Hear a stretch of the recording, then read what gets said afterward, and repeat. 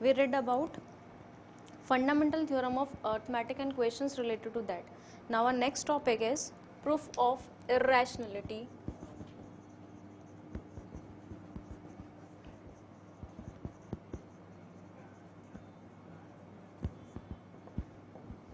And decimal expansion.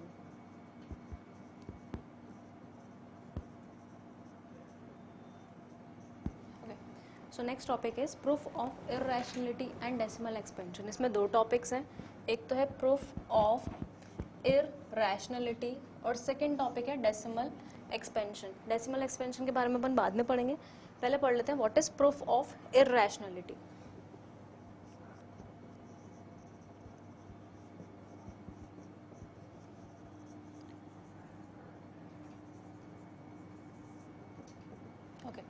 Proof of irrationality means we have to prove an irrational number. जैसे root two एक irrational है, उसको prove करना है कि रूट टू इररेशनल कैसे है.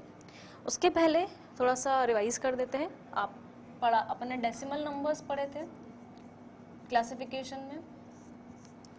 डेसिमल नंबर्स जो थे वो दो पार्ट्स में अपन ने डिवाइड किए थे, दैट इज टर्मिनेटिंग और नॉन टर्मिनेटिंग.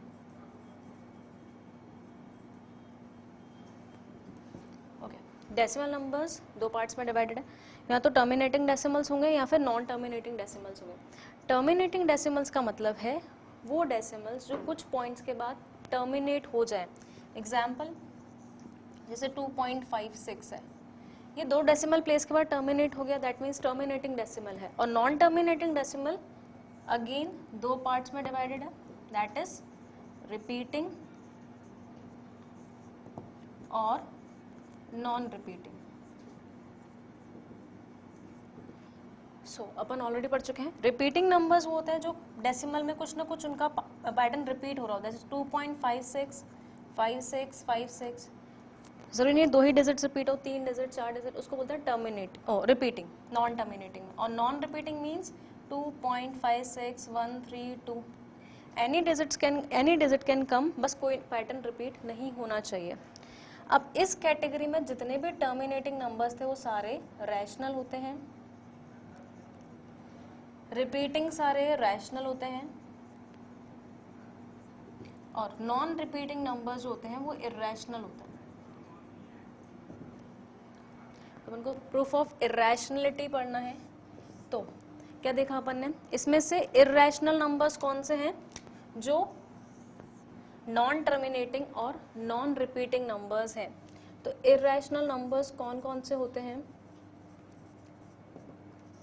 जितने भी नॉन टर्मिनेटिंग और नॉन रिपीटिंग नंबर्स हैं वो सारे इररेशनल होंगे. बहुत सारे एग्जांपल्स हैं इसके, 2.1, 2, 3, 4, 5, 6, 0, 1, 5, 7, एनी डिजिट कैन कम. और इररेशनल नंबर्स कौन कौन से होते हैं, √2, √3, √5, √7, पाई, ये सारे इररेशनल नंबर्स हैं. और आई कैन से 2 + √3, ये सारे एग्जाम्पल्स हैं इररेशनल नंबर्स के. और अपन को प्रूफ करना है कि ये इररेशनल है, √2 इररेशनल है, √3 इररेशनल है, √5 या 2 + √3. इनका प्रूफ देखते हैं कि ये कैसे इररेशनल है. That's the topic, that is proof of इररेशनलिटी.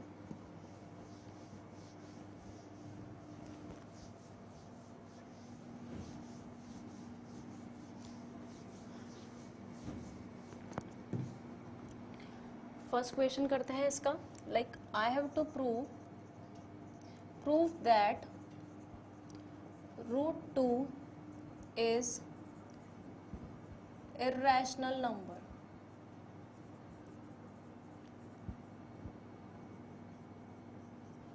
क्या प्रूव करना है कि √2 एक इररेशनल नंबर है. अपन इसके वैल्यू निकाल के लॉन्ग डिवीजन मेथड से तो अपन इजीली प्रूव कर सकते हैं. जैसे 2.000000, पीछे से पेयरिंग स्टार्ट करके अगर अपन इसकी √2 की वैल्यू निकालेंगे तो नॉन टर्मिनेटिंग और नॉन रिपीटिंग आएगी. तो यहाँ से तो इजीली प्रूव कर सकते हैं, बट अपन इस मेथड से प्रूव नहीं कर सकते वैल्यू से. सो इस प्रूफ के लिए पहले एक थ्योरम पता होना चाहिए अपन को. थ्योरम है इसकी, let P be any prime number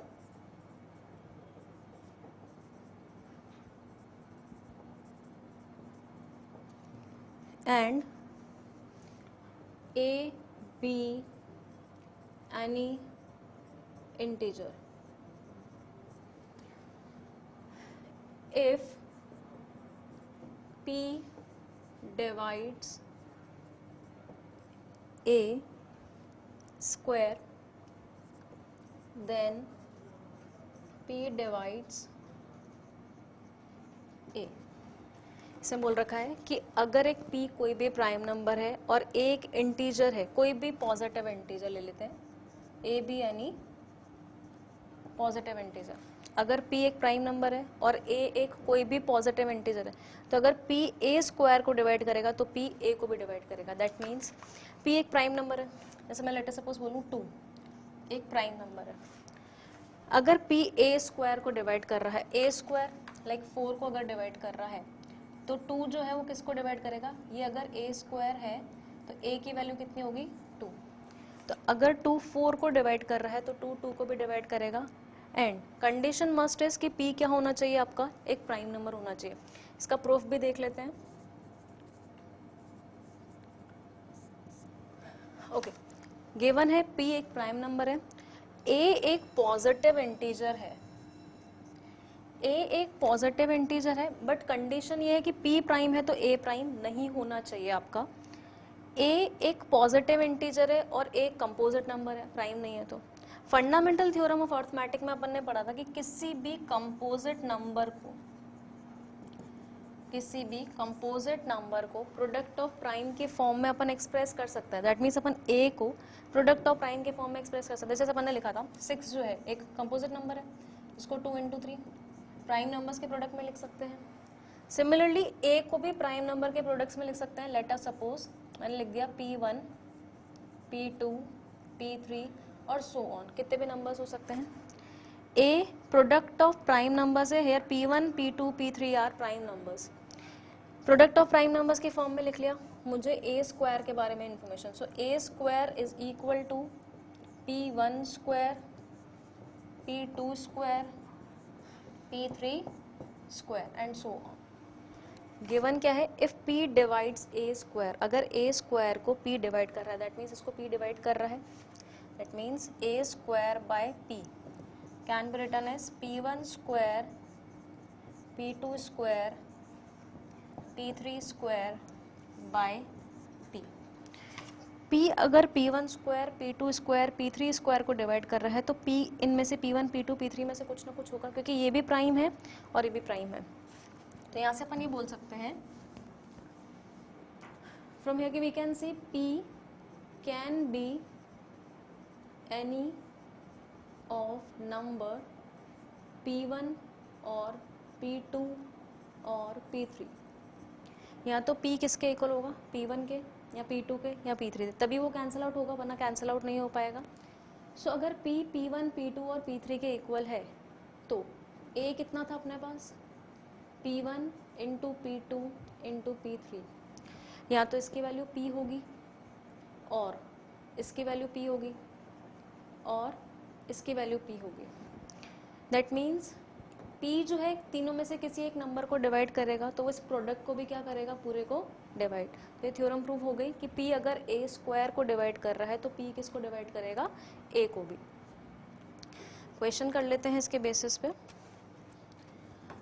अपना क्वेश्चन था prove that √2 is irrational number. आपको सिर्फ एक ही स्टेटमेंट याद रखना है कि p अगर a स्क्वायर को डिवाइड कर रहा है तो p किसको डिवाइड करेगा, a को भी।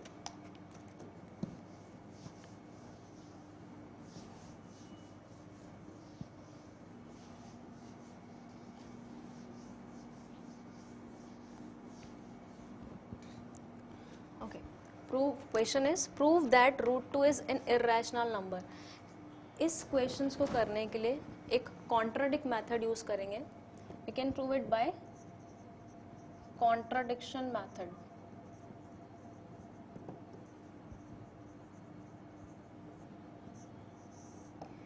कॉन्ट्राडिक्शन मेथड का मतलब है प्रूव करना है कि √2 एक इर्रेशनल नंबर है। इसका कॉन्ट्रैक्ट मान के चलते हैं, इसका अपोजिट मान लेते हैं, लेट कर लेते हैं। लेट अस अज्यूम ये सॉल्यूशन है इसका, √2 is रैशनल नंबर। अपन ने मान लिया कि √2 क्या है, एक रैशनल नंबर है। प्रूफ करना है इररेशनल, इसलिए अपन उसका कॉन्ट्रडिक्ट मान के चल रहे हैं, दैट इज वो रैशनल है। अगर रैशनल नहीं होगा तो वो इररेशनल हो जाएगा। √2 अगर एक रैशनल नंबर है तो ये √2 जो है वो a/b की फॉर्म में एक्सप्रेस हो सकता है, क्योंकि हर रैशनल नंबर को अपन p/q के फॉर्म में एक्सप्रेस कर सकते हैं, और कंडीशन होती है कि b not equal to 0। And next कि अगर इसको अपन a/b के फॉर्म में एक्सप्रेस कर सकते हैं तो इसके अंदर a और b दोनों क्या होने चाहिए, को प्राइम। मीन्स HCF कितना होना चाहिए दोनों का, 1। इसका मतलब क्या है कि कोई भी एक रैशनल नंबर जो होता है वो हमेशा सिंपलेस्ट फॉर्म में एक्सप्रेस होता है। जैसे लेट अस सपोज 24/60, ये एक रैशनल नंबर तो है बट ये इसकी स्टैंडर्ड फॉर्म नहीं है। स्टैंडर्ड फॉर्म का मतलब होता है इसको अपन को सिंपलेस्ट फॉर्म में एक्सप्रेस करना है। मैं अगर इसको 2 के टेबल में कैंसिल आउट कर दूंगी तो 2/30, अगेन 2 के टेबल में कैंसिल आउट हो रहा है 6/10, देन 3/5। ये इसकी एक सिंपलेस्ट फॉर्म हो गई 3/5। इससे अपन और सिंपलेस्ट नहीं कर सकते। और we can see here 3 and 5 are coprime to each other, क्योंकि इन दोनों का HCF 1 है। HCF 1 होगा तभी तो और कैंसिल आउट नहीं होगा। तो रैशनल नंबर की कंडीशन होती है कि आपका रैशनल नंबर हमेशा किस में होना चाहिए, सिंपलेस्ट फॉर्म में। और अगर रैशनल नंबर सिंपलेस्ट फॉर्म में है that means P and Q should be को प्राइम। तो यहाँ पर अपने A और B दोनों क्या होने चाहिए, को प्राइम नंबर्स होने चाहिए। नाउ दोनों साइड स्क्वायर कर लेते हैं अपन। √2 square is equal to a/b whole square. √2 square is equal to 2 which is equal to a square by b square. Now b square को ऊपर भेज देते हैं, so b square is equal to a square by 2। b square की value कितनी आ गई अपने पास, a स्क्वायर बाय 2। यहाँ से अपन एक स्टेटमेंट बोल सकते हैं। अभी अपन ने बोला कि a और b दोनों पॉजिटिव इंटीजर्स होने चाहिए और दोनों को प्राइम होने चाहिए। अगर b एक पॉजिटिव इंटीजर है तो a स्क्वायर को 2 एग्जैक्टली डिवाइड करेगा। यहाँ से बोल सकते हैं 2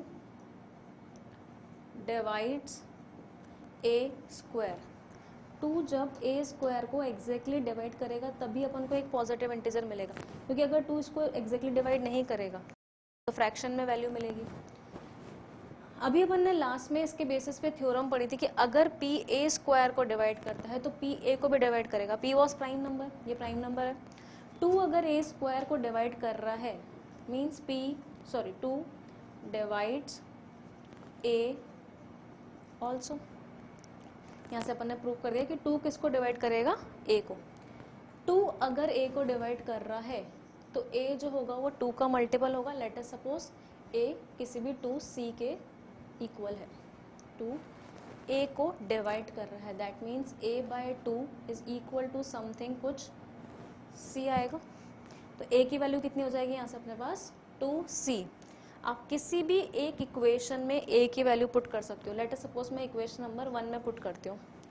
सो b square is equal to 2c whole square by 2 which is equal to b square is equal to 4c square by 2। ये कैंसिल आउट हो जाएगा 2 times. So b square is equal to 2c square. यहाँ से अपन बोल सकते हैं कि c square is equal to b square by 2। Same condition आ गई जो यहाँ पर कंडीशन थी कि b square a square by 2 के था, तो 2 a स्क्वायर को डिवाइड कर रहा था। सेम केस से अपन यहाँ से बोल सकते हैं कि 2 जो है वो b स्क्वायर को भी डिवाइड करेगा। 2 divides b square and by theorem we can say 2 divides b। Okay, यहाँ से अपन ने प्रूव करा कि 2 डिवाइड्स a। 2 जो है a को डिवाइड कर रहा है, 2 b को भी डिवाइड कर रहा है। सो we can say 2 divides a and b both. So अगर 2a और b दोनों को डिवाइड कर रहा है, a को भी डिवाइड कर रहा है b को भी डिवाइड कर रहा है, तो a और b का एक कॉमन फैक्टर तो क्या हो गया 2। यहाँ से अपन बोल सकते हैं therefore a and b are not coprime. Coprime क्यों नहीं है, क्योंकि ए और बी का एक फैक्टर आ रहा है 2। HCF का मतलब क्या होता है, अगर HCF 1 है मतलब इन दोनों का HCF 1 आना चाहिए, बट HCF अगर 2 इन दोनों को डिवाइड कर रहा है तो इन दोनों का HCF 2 पॉसिबल है, मतलब ये दोनों कोप्राइम नहीं होंगे। और अगर ये दोनों कोप्राइम नहीं होंगे, अपनी कंडीशन थी कि अगर ये दोनों √2 अगर रैशनल है तो ए और बी को कोप्राइम होना कंपल्सरी था। ए और बी कोप्राइम नहीं है, दैट मीन्स ये रैशनल नहीं होगा। तो आपको लास्ट में एक स्टेटमेंट लिखना पड़ेगा, दिस कॉन्ट्राडिक्ट आर assumption। अपन ने अज्यूम किया था कि ए और बी कोप्राइम होने चाहिए, बट ए और बी तो अपन ने प्रूव कर दिया कि कोप्राइम नहीं है। तो ये अपने अजम्पशन को अपना जो अजम्पशन था उसके बिल्कुल अपोजिट हो गया। So we can say therefore √2 is irrational number. So in this way by contradict method we can prove कि √2, √3, √4, √5, √4 is not an irrational, √5, √6 ये सारे irrational methods हैं। बस शॉर्ट में रिवाइज कर लेते हैं। √2 को अपन ने पहले रैशनल माना, रैशनल मान के उसको सॉल्व करके अपन ने पहले प्रूव कर दिया कि 2 a को डिवाइड कर रहा है, और यहाँ से अपन ने प्रूव कर दिया कि 2 b को भी डिवाइड कर रहा है। तो 2 a और b का कॉमन फैक्टर हो गया, तो कोप्राइम नहीं हो सकते, और कोप्राइम नहीं है दैट मीन्स वो रैशनल नहीं है, तो क्या हो जाएगा, irrational number. In the same way you can prove √3 for √5 and √6 also.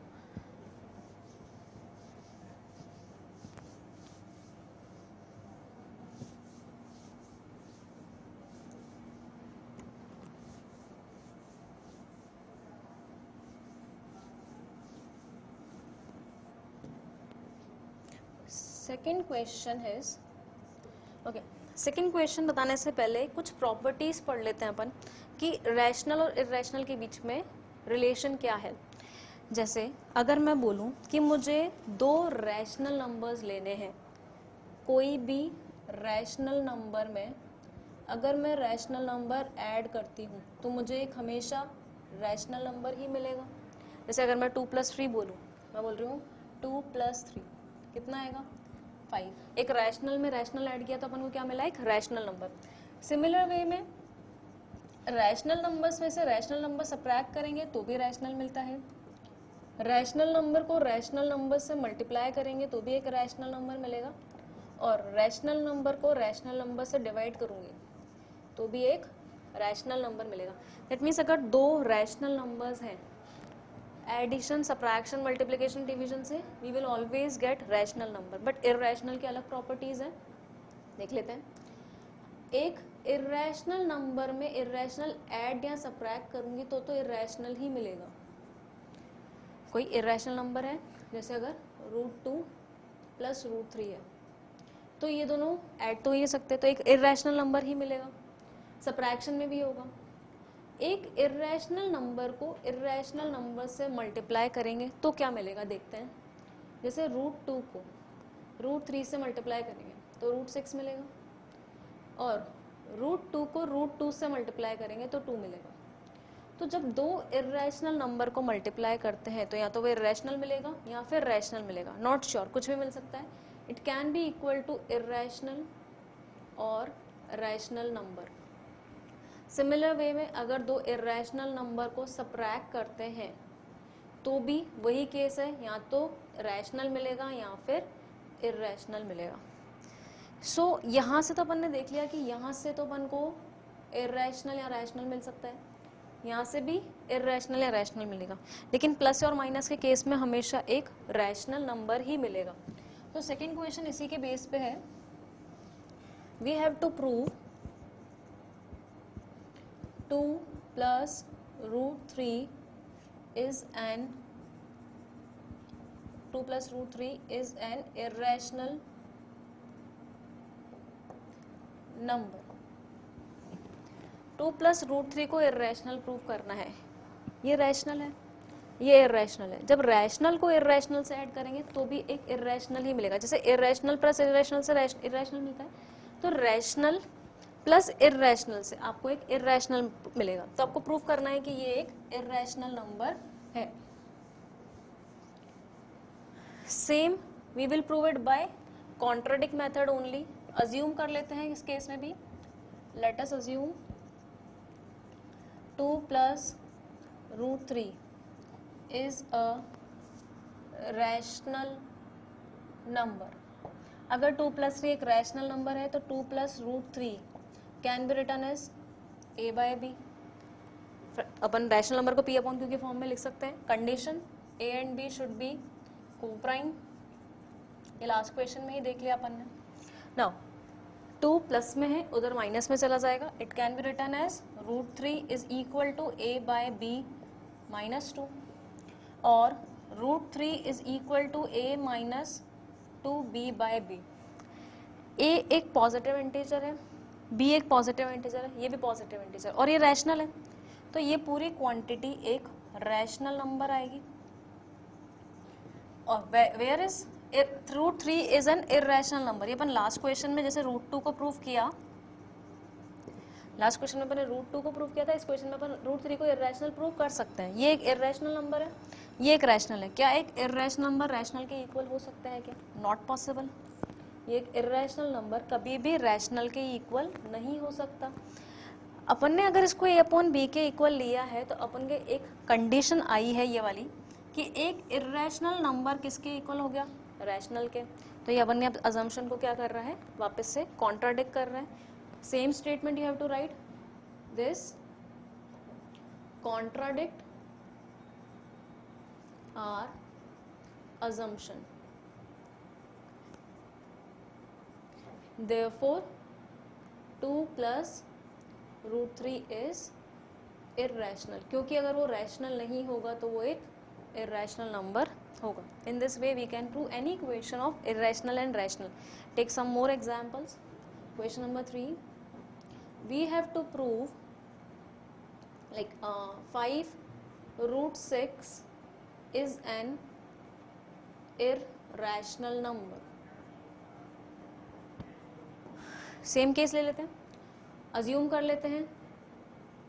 Late us assume, you have to write this statement in each and every question. Let us assume 5 root 6 is rational, therefore 5 root 6 is equal to a by b। 5 multiply में है, divide में चला जाएगा। Root 6 is equal to a by 5b। Again this is a rational quantity और ये एक irrational quantity है। ये दोनों कभी भी इक्वल नहीं हो सकते। आपको वापस से ये स्टेटमेंट लिखना पड़ेगा, दिस कॉन्ट्राडिक्ट आवर अजम्पशन। ये अपने अजम्पशन को कॉन्ट्राडिक्ट कर रहा है। इररेशनल रैशनल के इक्वल आ गया, मतलब ये एक रैशनल नंबर नहीं है।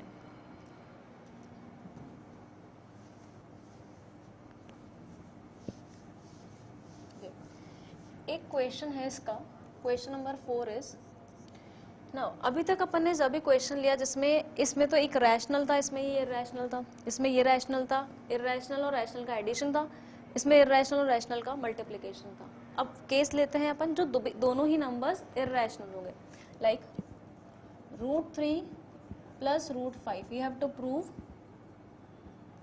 Root 3 plus root 5 is an irrational number. अब अभी मैंने बताया कि दो इररेशनल नंबर को जब भी ऐड करेंगे तो अपन को एक इररेशनल नंबर ही मिलेगा। अब इसको प्रूव कैसे करना है? सेम केस से, अजम्पशन से। Let us assume root 3 plus root 5 is rational, so root 3 plus root 5 can be written as a by b। अब उस क्वेश्चन में था एक रैशनल, तो मैंने उधर शिफ्ट कर दिया था। इसमें दोनों ही इररेशनल है, तो आप डायरेक्ट ही स्क्वायर कर सकते हो या फिर शिफ्ट करके भी स्क्वायर कर सकते हो। लेट अस सपोज अगर डायरेक्ट स्क्वायर कर देते हैं तो रूट 3 प्लस रूट 5 का whole square is equal to a by b का होल स्क्वायर। स्क्वायर क्यों कर रहे हैं? क्योंकि अपन को रूट हटाना है यहाँ से, ताकि एक रैशनल क्वांटिटी बन जाए। a plus B whole square is equal to a square plus b square plus 2ab is equal to a square by b square. Root 3 square is 3, root 5 square is 5, 2 root 15 is equal to a square by b square. 3 plus 5 add हो सकते हैं क्योंकि ये दोनों rational है, rational में irrational add नहीं कर सकते, बट दो रैशनल नंबर्स को तो ऐड कर सकते हैं। 3 + 5 किसके इक्वल हो जाएगा, 8 के, plus 2√15 is equal to a² by b²।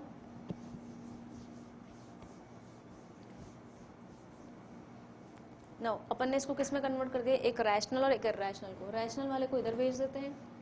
2√15 can be return as a² plus b²। ये प्लस का 8 है, इधर माइनस में जाएगा, -8। 2 मल्टीप्लाई में है सो डिवाइड में चला जाएगा। This can be return as √15, 2 को अभी यहीं रहने देते हैं, a² minus 8b² upon b²। मैंने एलसीएम ले लिया, b², नीचे 1 है, b² एलसीएम आएगा तो ये a² बन जाएगा। इसको मल्टीप्लाई करेंगे तो 8b² आएगा। अब इस 2 मल्टीप्लाई वाले को नीचे डिवाइड में भेज देते हैं। 15 is equal to a² minus 8b² upon 2b²। वापस अपन उसी कंडीशन पे आ गए कि ये एक इर्रेशनल नंबर है और ये एक रैशनल नंबर है। ये दोनों कभी भी इक्वल नहीं हो सकते। अगेन ये अजम्पशन अपना गलत हो गया। Same statement, this contradict our assumption, ये अपने अजम्पशन को कॉन्ट्राडिक्ट कर रहा है। Therefore √3 + √5 is irrational. √3 + √5 एक क्या हो जाएगा, इर्रेशनल नंबर हो जाएगा। इस तरीके से कोई भी क्वेश्चन हो अपन उसको इर्रेशनल प्रूव कर सकते हैं, चाहे दो इर्रेशनल हो, एक रैशनल एक इर्रेशनल हो, मल्टीप्लिकेशन हो, डिवीजन हो, आपको कॉन्ट्राडिक्ट मेथड से ही ये प्रूव करना है कि ये एक इर्रेशनल नंबर है। So this is all about proof of इर्रेशनलिटी।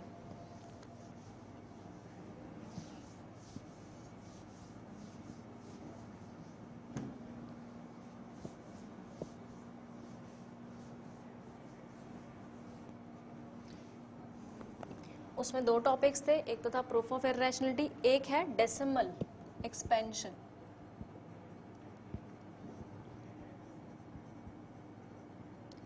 Decimal expansion का मतलब है, अभी मैंने स्टार्ट करा जब topic, I tell you about terminating and non terminating. Decimal number जो होते हैं वो तो टर्मिनेटिंग भी हो सकते हैं, वो नॉन टर्मिनेटिंग भी हो सकते हैं। नॉन टर्मिनेटिंग को फिर अपन ने दो पार्ट में डिवाइड कर दिया था, एक बार रिवाइज कर लेते हैं। जितने भी डेसिमल नंबर्स थे उसको मैंने किस फॉर्म में लिखा था, टर्मिनेटिंग और नॉन टर्मिनेटिंग। नॉन टर्मिनेटिंग को अपन ने वापस दो पार्ट में डिवाइड किया था, रिपीटिंग एंड नॉन रिपीटिंग। इसमें से अपन ने देखा था जितने भी टर्मिनेटिंग नंबर्स हैं और नॉन टर्मिनेटिंग में जो रिपीटिंग नंबर्स हैं ये सारे क्या होते हैं, रैशनल। रैशनल को कौन कौन से पार्ट में बोलेंगे अपन, अभी अपन सिर्फ रैशनल के बारे में देख रहे हैं। रैशनल कौन कौन से हो सकते हैं, एक तो हो सकते हैं टर्मिनेटिंग, जितने भी टर्मिनेटिंग डेसिमल्स हैं वो सारे रैशनल होंगे। और सेकंड कौन सी कैटेगरी है उसकी, non terminating and repeating. Okay, जितने भी टर्मिनेटिंग डेसिमल्स है वो सब रैशनल है और नॉन टर्मिनेटिंग में रिपीटिंग जो है वो रैशनल है। अब कैसे जज करें कि कौन सा रैशनल होगा कौन सा इर्रेशनल होगा। अपन को ये पता है कि रैशनल जो भी होते हैं उसको अपन p/q की फॉर्म में एक्सप्रेस करते हैं। अब p/q के फॉर्म में तो बहुत सारे नंबर्स हैं, जैसे मैं बोलूँ 2/5, 60/100, 500/20। अब ये सारे नंबर्स जो हैं ये सारे रैशनल हैं, तो रैशनल में दो कैटेगरी में आ सकते हैं, या तो टर्मिनेटिंग होंगे या नॉन टर्मिनेटिंग और रिपीटिंग होंगे। अब बिना एक तो अपन डिवाइड करके चेक कर सकते हैं कि टर्मिनेटिंग है कि नहीं है। जैसे मैं इसको 2 को 5 से डिवाइड कर दूँ तो डिविजिबल नहीं है, तो 0 पॉइंट लगाकर 0 लगा देते हैं। 4 × 20 आ गया, ये 0 आ गया, टर्मिनेट हो गया। तो डिवाइड करके मैंने चेक कर लिया कि 2/5 एक टर्मिनेटिंग रैशनल नंबर है। सिमिलर वे में कोई भी एक एग्जाम्पल और ले लेते हैं, जैसे 3/9 ले लिया मैंने, 3/9 ले लो, और 3/9 की सिंपलेस्ट फॉर्म होती है 1/3। 1 को मैं 3 से डिवाइड करूँ अगेन डिविजिबल नहीं है तो 0.3 टाइम्स 9 आएगा, 10 3 टाइम्स 9 आएगा, 3 टाइम्स अगेन 9 आएगा, तो ये डिविजिबल होगा ही नहीं।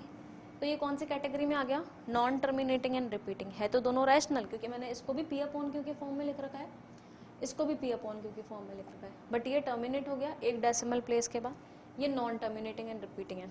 ये तो अपन ने डिवाइड करके चेक कर लिया कि कौन सा रैशनल नंबर टर्मिनेटिंग होगा और कौन सा rational number non terminating and repeating होगा। अब आपको बिना डिवाइड करे चेक करना है कि कौन सा टर्मिनेटिंग है और कौन सा नॉन टर्मिनेटिंग है। उसके लिए एक थ्योरम पढ़ लेते हैं अपन।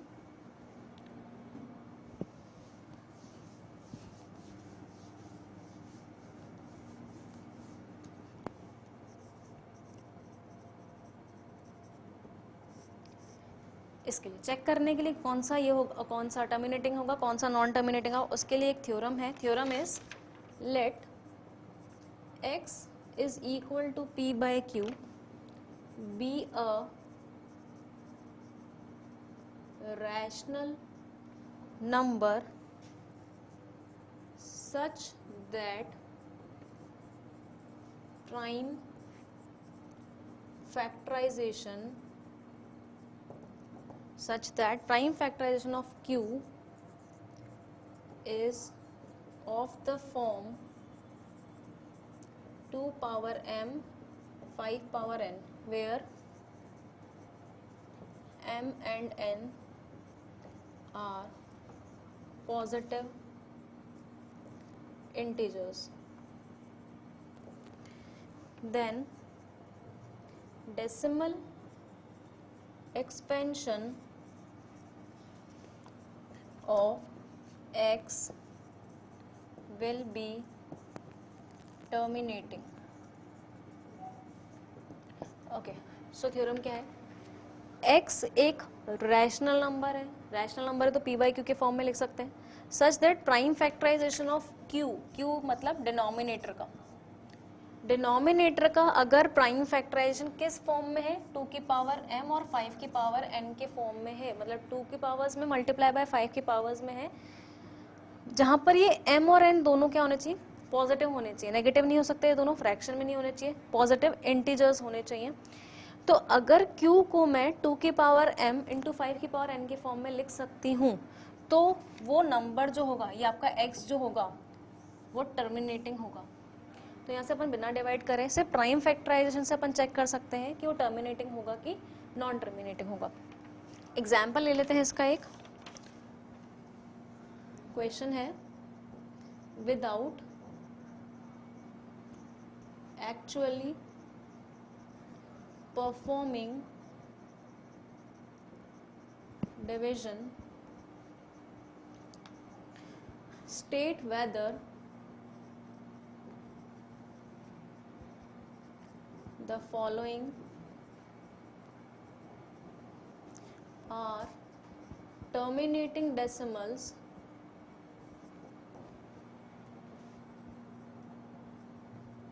or not। आपको बिना डिवाइड करे चेक करना है कि जो गिवन नंबर्स है वो टर्मिनेटिंग डेसिमल्स हैं कि नॉन टर्मिनेटिंग और रिपीटिंग डेसिमल्स है। फर्स्ट एग्जांपल ले लेती हूँ, जैसे मैं 11 बाय 500 डिवाइड करके तो अपन इजीली चेक कर सकते हैं, बट वो थोड़ा सा लॉन्ग प्रोसेस हो जाएगा। 11 बाय 500 को चेक करना है कि ये टर्मिनेटिंग होगा कि नहीं होगा, तो अपन क्या करेंगे, 500 के प्राइम फैक्टराइजेशन कर लेंगे। डिनोमिनेटर के लिए बोला है, क्यू के लिए बोला है उसने, तो डिनोमिनेटर का अपन को प्राइम फैक्टराइजेशन करना है, मतलब 500 का प्राइम फैक्टराइजेशन कर लेंगे।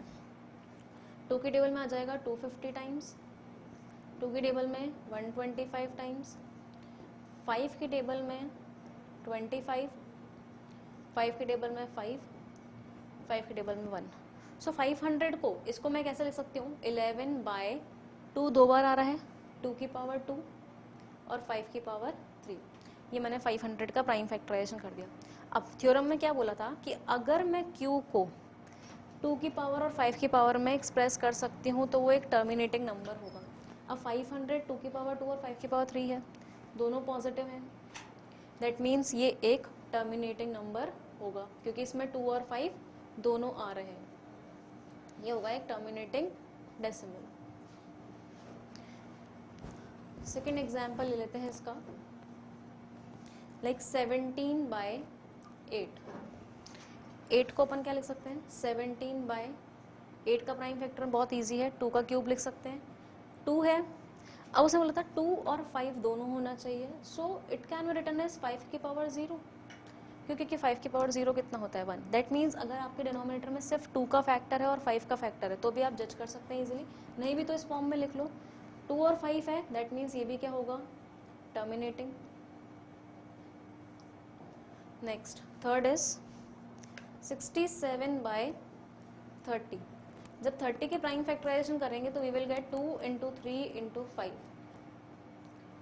नाउ आपको बोल रखा था डिनोमिनेटर में सिर्फ 2 और 5 आना चाहिए, इधर 2 और 5 तो आ रहा है लेकिन उसके साथ साथ क्या आ रहा है, 3 भी आ रहा है। तो चेक कर लो क्या 3 इससे कैंसिल आउट हो रहा है क्या। 6 + 7 12 13, 3 कैंसिल आउट नहीं हो रहा। डिनोमिनेटर में 2 भी है, 3 भी है और 5 भी है, दैट मीन्स ये टर्मिनेटिंग नहीं होगा क्योंकि 2 और 5 के अलावा कोई नंबर नहीं होना चाहिए। सो this is non terminating and repeating.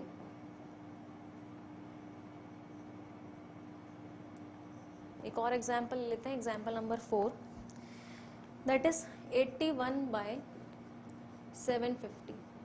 Same case, 750 के जब आप प्राइम फैक्टराइजेशन करोगे you will gate 2 × 3 × 5 cube. 2 × 3 × 5 cube मुझे एक प्राइम फैक्टराइजेशन में मिल गया। 2 है, 5 है, 3 भी है, बट आपको पहले सिंपलेस्ट फॉर्म में चेक करना है। 3 क्या 81 से कैंसिल आउट हो रहा है क्या, हाँ हो रहा है, ये हो रहा है, इससे cancel out 27 times, so this can be written as 27/2 × 5 cube. अब वापस अपने डिनोमिनेटर में 2 और 5 वाली फॉर्म आ गई, दैट मीन्स ये क्या हो जाएगा, टर्मिनेटिंग। सो इस तरीके से अपन चेक कर सकते हैं कि कौन टर्मिनेटिंग है और कौन सा नॉन टर्मिनेटिंग है। लेकिन ये चीज़ ध्यान रखनी है, यहाँ तो कैंसिल आउट नहीं हो रहा था इसलिए अपन ने बोला नॉन टर्मिनेटिंग है, बट आपको पहले ऐसे यहाँ पर डायरेक्टली अगर जज कर लेते हैं कि 2, 3 और 5 है तो नॉन टर्मिनेटिंग होगा, विच इज़ रॉन्ग। आपको पहले कैंसिल आउट करके चेक करना पड़ेगा, सिंपलेस्ट फॉर्म में आ गया, फिर आप बोलोगे टर्मिनेटिंग है कि नॉन टर्मिनेटिंग है। इस तरीके से अपन चेक कर सकते हैं कि कौन से नंबर्स टर्मिनेटिंग है और कौन से नॉन टर्मिनेटिंग है।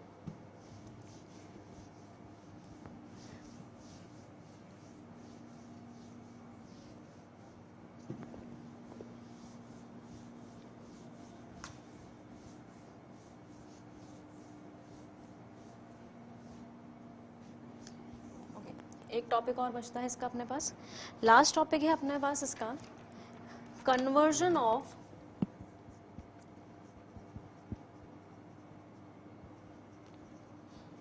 Recurring decimal, recurring decimals means non terminating and repeating, into fraction. That means अभी अपन ने बोला कि कोई भी रैशनल नंबर है उसको अपन, कोई भी रैशनल है उसको पी अपन क्यू के फॉर्म में लिख सकते हैं। तो जो टर्मिनेटिंग नंबर है, जैसे मैंने बोला 2.56, इसको तो मैं इजीली फ्रैक्शन के फॉर्म में लिख सकती हूँ। कैसे, ये डेसिमल हटाएंगे तो 100 लगा लेंगे, सो आ जाएगा 256/100, और इसको अपन और सिंपलेस्ट फॉर्म में चेंज कर सकते हैं। तो टर्मिनेटिंग नंबर्स तो बहुत इजीली अपन रैशनल नंबर के फॉर्म में पी अपॉन क्यू के फॉर्म में एक्सप्रेस कर सकते हैं। मेन आता है अपने पास non terminating and repeating numbers, जिसको बोलते हैं रिकरिंग डेसिमल्स, जैसे 2.3333। अब इसके अंदर कितने डेसिमल प्लेसेस है वी डोंट नो, इसके अंदर 2 डेसिमल प्लेस थे इसलिए मैंने 100 लगा लिया। इसमें तो इनफाइनाइट है तो अपन डायरेक्ट डेसिमल हटाकर चेंज नहीं कर सकते। तो इसका एक प्रॉपर मेथड है कि किसी भी रिकरिंग डेसिमल को कैसे p/q के फॉर्म में कन्वर्ट करें। 2 टाइप के क्वेश्चंस आते हैं। टाइप 1 इज लाइक 2.56 बार। ये 56 बार किसको रिप्रेजेंट कर रहा है, विच इज इक्वल टू 2.565656। ये कंटिन्यू प्रोसेस हो रहा है, ये रिपीटिंग है। अब इसको कैसे कन्वर्ट करना है, लेट कर लेते हैं इसको x के equal. x is equal to 2.56,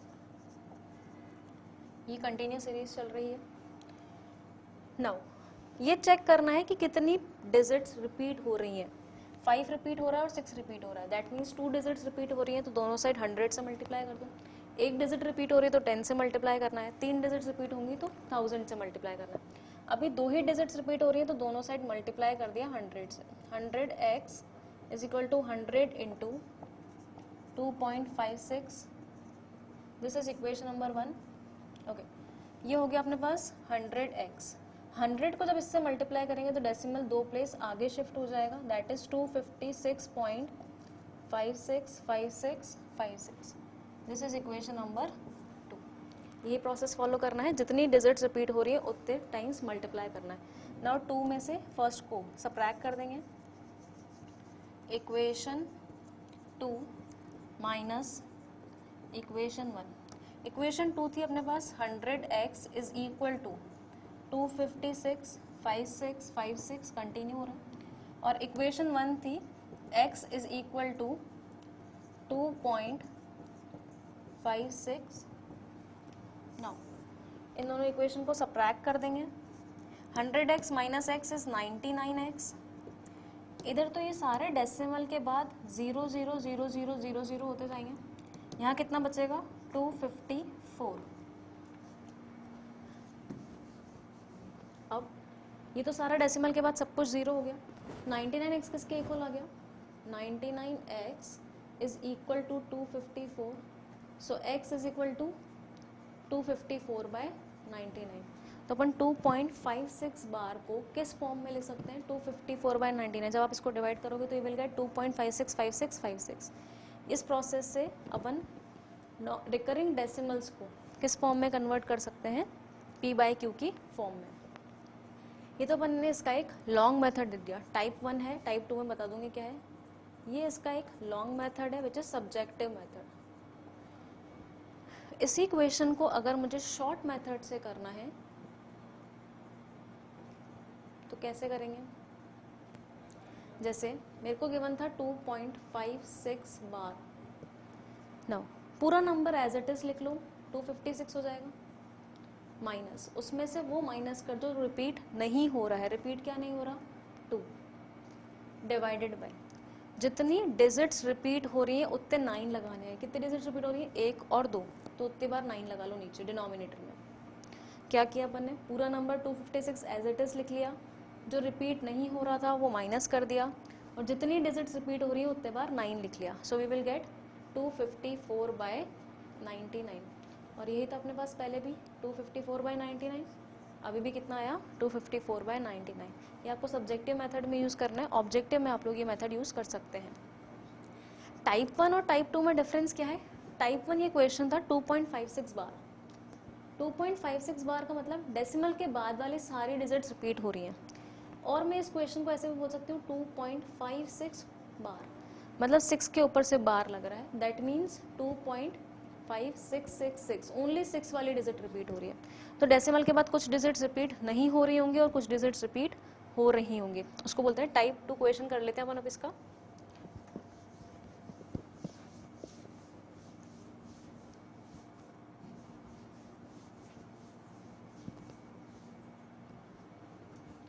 second type का क्वेश्चन है, कोई भी क्वेश्चन ले लेते हैं, 1.456 बार।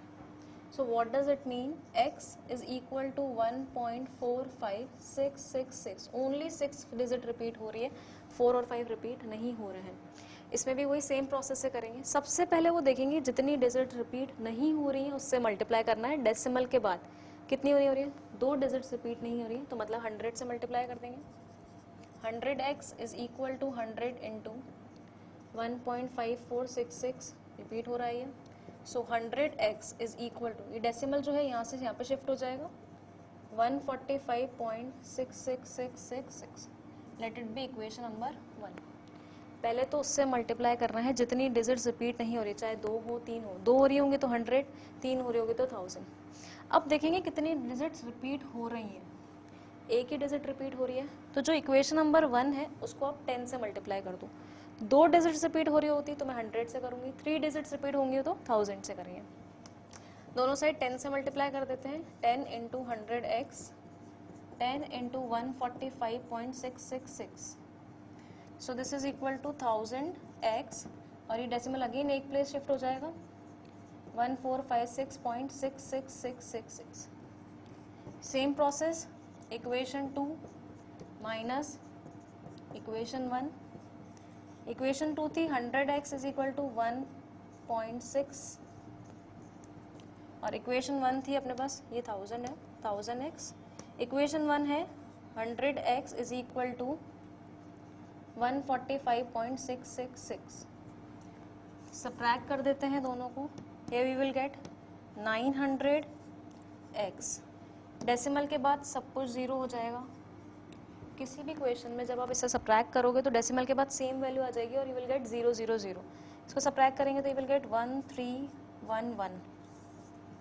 सो यहाँ से क्या मिला अपन को 900x is equal to 1311. So x is equal to 1311 by 900. ये एक्सप्रेस कर दिया अपन ने इसको P/Q फॉर्म में. आप इसको सिंपलेस्ट फॉर्म में चेंज कर सकते हैं. इसका भी एक शॉर्ट मेथड देख लेते हैं. क्वेश्चन है 1.456 बार. सेम प्रोसेस जैसा लास्ट क्वेश्चन में किया. पूरा नंबर एज इट इज लिख लो विदाउट डेसिमल 1546. उसमें से क्या माइनस करना है जो रिपीट नहीं हो रहा है. उसमें भी अपन ने ये किया था. रिपीट क्या नहीं हो रहा 145 रिपीट नहीं हो रहा. 145 सब्ट्रैक्ट कर देते हैं. सेम अपन ने उसमें लिखा था जितनी डिजिट्स रिपीट हो रही हैं उतने 9 लगाना है. एक ही डिजिट रिपीट हो रही है तो एक बार 9 आएगा. इसमें थोड़ा सा चेंज है क्योंकि डेसिमल के बाद ये देखना है जितनी डिजिट्स रिपीट नहीं हो रही हैं उतने 0 लगाने हैं. ये डेसिमल है. इसके बाद 2 डिजिट्स रिपीट नहीं हो रही है क्योंकि उसमें तो सारी डिजिट्स रिपीट हो रही थी. इसमें 2 डिजिट्स रिपीट नहीं हो रही तो उतने आपको यहाँ पर 0 लगाना है. So you will get again 1311 by 900. Same answer आ जाएगा. सो इस तरीके से अपन रिकरिंग डेसिमल्स को किस फॉर्म में कन्वर्ट कर सकते हैं P/Q के फॉर्म में. This is all about that recurring decimal and proof of इर्रेशनलिटी.